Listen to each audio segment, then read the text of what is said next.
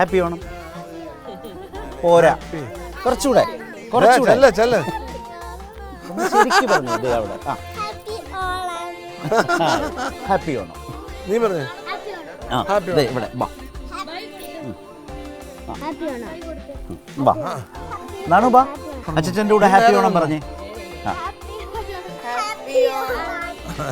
Happy Onam.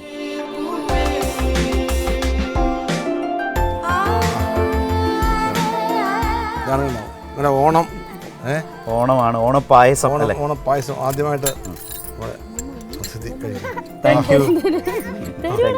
നാണുകൊട്ടന് ഇനി നാണുവിന് നാണുകൊട്ടന് എന്നാ ചൂട് ചൂട് ചൂട് അമ്മ അമ്മ അമ്മ ചൂട് ചൂടാ നോക്കണി.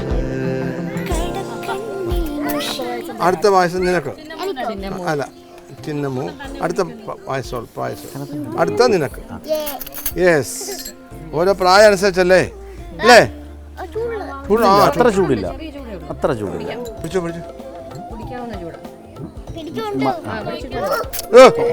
അവനെ പിടിച്ചോ, അവനെ പിടിക്കാം. പ്രായം അനുസരിച്ച് കേട്ടോ. നീ ആർക്കാം? എൻ്റെ മോൻ. അതെ, എൻ്റെ മോൻ. ഓ മോനെ, അപ്പം എന്താ വീട്ടിൽ വിളിക്കുന്നത്? എന്തുവാ മോനെ വീട്ടിൽ വിളിക്കുന്നത്? മോനെ ഞാനോ? ആ, ജിനു. ജിനു. അതെ, ഇതെൻ്റെ പായസം. ഓക്കെ, ഈ വിഷമിച്ചാണല്ലോ. തന്നത്താ ഉണ്ടാക്കിയതായോണ്ട് അല്ലേ? നോക്കട്ടെ. നല്ല പായസം, നല്ല പായസം. ആ അവനെ വേണ്ട.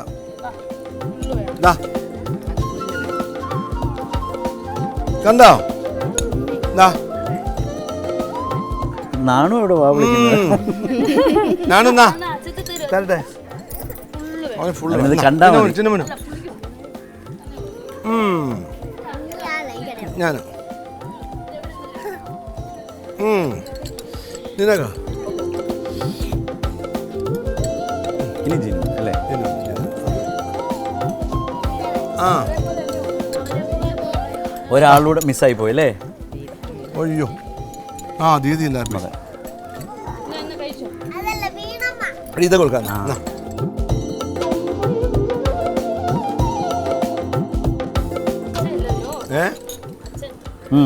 വാ.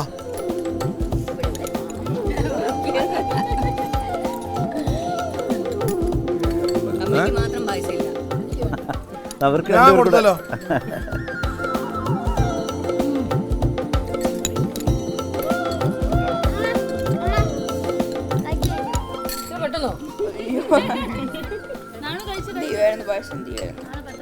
ഓണപ്പായസം എല്ലാം തകർത്തു, ഗംഭീരമായി. അങ്ങനെ ഓണം അടിപൊളി. അപ്പോൾ നമ്മൾ പലപ്പോഴും പറയാറുണ്ട് ഇരട്ടി മധുരം എന്നൊക്കെ പറയാറുണ്ട്. അങ്ങനെ ഇരട്ടി മധുരമാണ് ഈ ഓണത്തിന് കൈരളി പ്രേക്ഷകർക്ക് കിട്ടിയത്.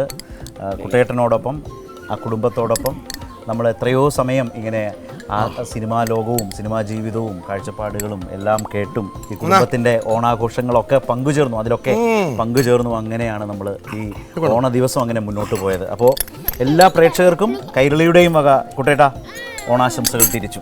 Thank you. Okay, happy Onam.